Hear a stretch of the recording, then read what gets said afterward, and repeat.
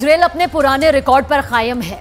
Israel के एक सैनिक ने बदले दुश्मनों के बदले 10 सैनिक। लेकिन हालात यह है कि लेबनान बॉर्डर पर जंग में इजराइल के सिर्फ 7 सैनिक ही मरे हैं, लेकिन हिजबुल्लाह के करीब 70 लड़ाके मारे जा चुके हैं। इजराइल ने चारों तरफ ऐसा गदर मचा रखा है कि अब कतर के अमीर खुद अपने महल से बाहर निकल आए।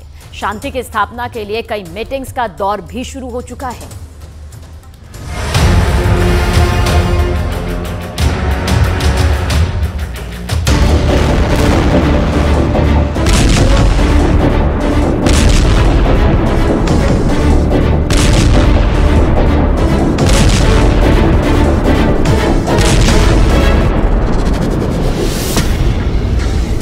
गाजा की तबाही इतनी भयानक है, अब शब्दों में बयान करना मुश्किल है। गाजा के लोग कह रहे हैं कि टीवी में दिख रहा है वो तो सिर्फ 5% है। गाजा वो नरक बन गया है जहां जिंदा रहने के लिए कुछ नहीं है।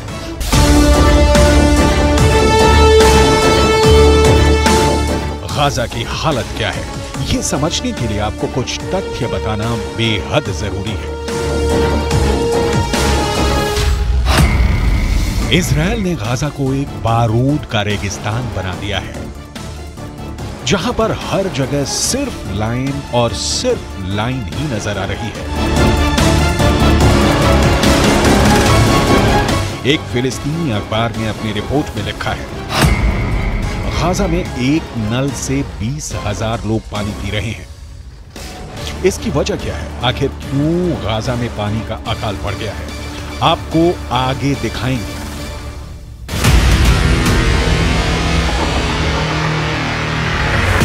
फिलिस्तीन की ही एक और न्यूज एजेंसी का दावा है कि गाजा पट्टी के अंदर खान यूनुस कैंप में एक शौचालय का इस्तेमाल 600 लोग कर रहे हैं।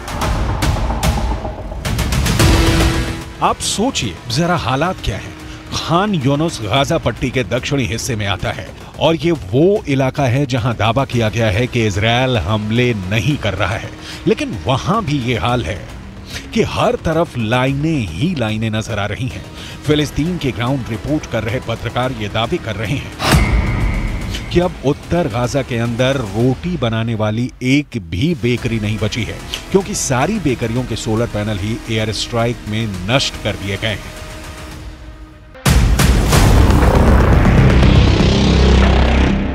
सोचिए जरा हालात क्या बने हुए हैं, जहां एक एक रोटी के निवाले के लिए लोग लड़ रहे हैं। गाजा की महिलाएं बता रही हैं कि पीने के लिए पानी ही नहीं है और इसीलिए उनके बच्चों का वजन लगातार घट रहा है। सबसे ज्यादा बुरे हालात बच्चों के नजर आ रहे हैं, क्योंकि करीब 5,000 बच्चे इस पूरे युद्ध में अब तक मारे जा चुके हैं और फिलिस्तीन दावा ये कर रहा है कि इतने बच्चे तो 1967 के युद्ध में भी नहीं मरे।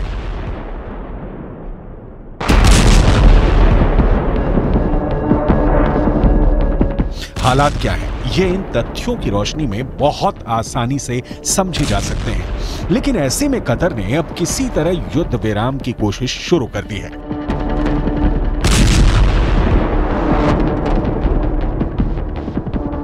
अरब देशों के शिखर सम्मेलन के ठीक पहले कतर ने पूरी ताकत झोंक दी है कि किसी तरह युद्ध विराम करवाया जाए, किसी तरह नेतन्याहू पर दबाव डाला जाए। इसकी पुरजोर कोशिश की जा रही है।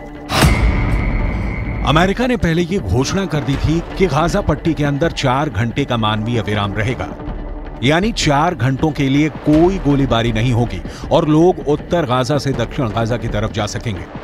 लेकिन अब नेतन्याहू ने यह साफ किया है कि इजराइल की तरफ से कोई भी युद्ध विराम नहीं किया गया है।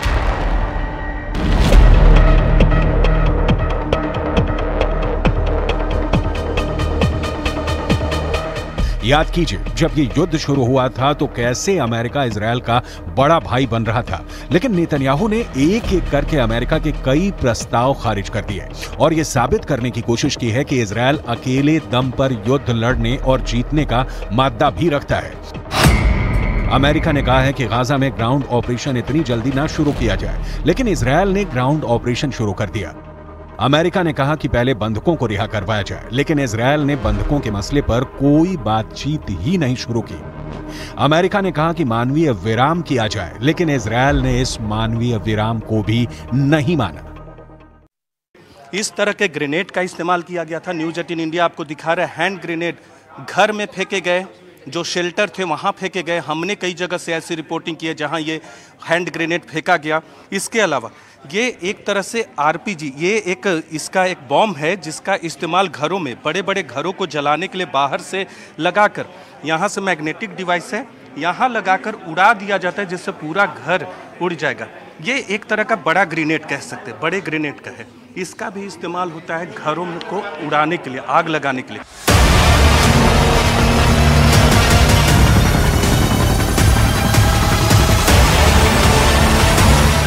इजरायल बहुत बेरहमी और क्रूरता के साथ हमास का सर्वनाश कर रहा है और इसमें सबसे बड़ा नुकसान गाजा पट्टी के लोगों को भी झेलना पड़ रहा है।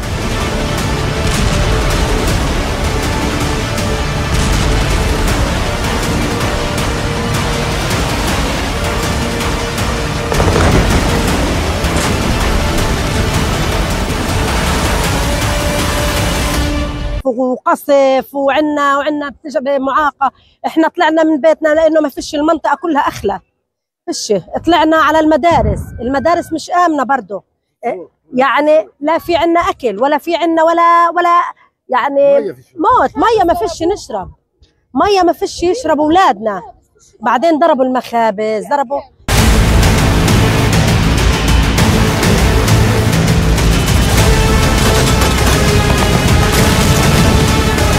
अब जरा ये तस्वीर देखिए।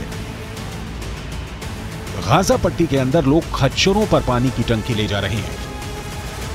दरअसल गाजा पट्टी के अंदर आम लोगों के पास ईंधन बचा ही नहीं है। यही वजह है कि आम लोगों के पास पेट्रोल या डीजल है ही नहीं। ऐसे में अब गाजा के लोगों के पास एकमात्र विकल्प यही है कि वो खच्चरों का इस्तेमाल करें। यानी अगर देखा जाए तो इजरायल ने गाजा पट्टी के लोगों को पाषाण कालीन युग में पहुंचा दिया है। इसी तरह गाजा पट्टी के अंदर लोगों के पास कपड़े धुलने के लिए भी पानी नहीं है। लिहाजा हालात ये हैं कि आज गाजा पट्टी के लोग समंदर के किनारे, समंदर के खारे पानी से ही कपड़े धोने के लिए मजबूर हो चुके हैं। والله جينا نغسل الاولاد هنا في ميه البحر وبناخذ الميه تاعت البحر وبكسروا منها وبشربوا منها।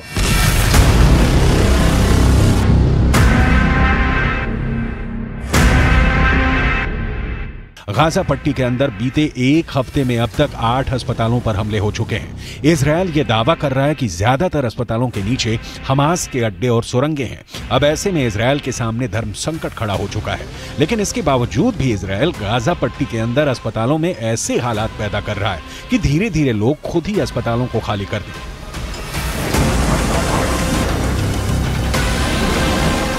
एक फिलिस्तीनी अखबार में एक खबर छपी है कि फिलिस्तीन के एक अस्पताल के सर्जन ने दावा किया है कि अस्पतालों में एनेस्थीसिया नहीं है, इसीलिए बगैर सुन्न किए ही सर्जरी की जा रही है।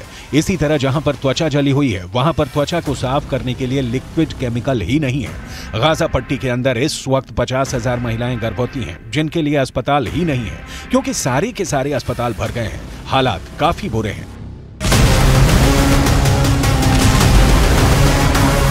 इजरायल पर यह आरोप लगाए जा रहे हैं कि वो गाजा पट्टी के लोगों को सिनाई द्वीप में भेजना चाहता है, इसीलिए उसने लगातार मानव जीवन के उपयोग में आने वाली चीजों को खत्म किया है।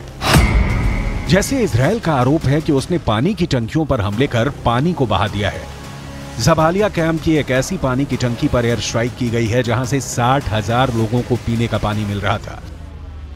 ऐसे में जब लगभग सभी लोग इजरायल से अपील करके थक चुके हैं, अब एक बार फिर कतर ने यह बीड़ा उठाया है कि किसी तरह युद्ध विराम किया जा सके, और इसके लिए कतर के अमीर ने जमीन आसमान एक कर दिया है। कतर के अमीर शेख तमीम बिन अहमद ने यूएई के सुल्तान शेख मोहम्मद बिन जायद से मुलाकात की है। हमास के सर्वोच्च नेता इस्माइल हनिया ने अपनी लोकेशन बदली है और वो मिस्र पहुंच चुका है, जहां उसकी मुलाकात मिस्र के राष्ट्रपति अल सीसी से संभावित है। मिस्र में कतर के अमीर भी पहुंच चुके हैं। यानी अगर देखा जाए तो इजिप्ट के अंदर कतर के शासक, इजिप्ट के शासक और इस्माइल हनिया एक साथ हैं, और कतर के अमीर ने यूएई के सुल्तान से पहले ही मुलाकात की है। इस हलचल से पता चल रहा है कि कोई बड़ा घटनाक्रम जल्द ही गाजा में हो सकता है। इजरायल के प्रधानमंत्री नेतन्याहू पहले ही ये कह चुके हैं कि जब तक सारे के सारे बंधक नहीं रिहा होंगे तब तक युद्ध विराम नहीं होगा। सवाल ये उठता है कि क्या इजिप्ट में युद्ध विराम पर कोई चर्चा होने वाली है, क्योंकि कतर और इस्माइल हानिया पहले भी ये कह चुके हैं कि अगर बंधक रिहा हों तो हालात बेहतर हो सकते हैं। सबसे बड़ी बात यह है कि इजरायल के प्रतिनिधि पहले भी संयुक्त राष्ट्र के अंदर यह बयान दे चुके हैं कि अगर कतर चाहे तो बंधक संकट आसानी से सुलझ सकता है। क्या इजरायल और अमेरिका का कतर पर यह दबाव अब रंग लाने वाला है?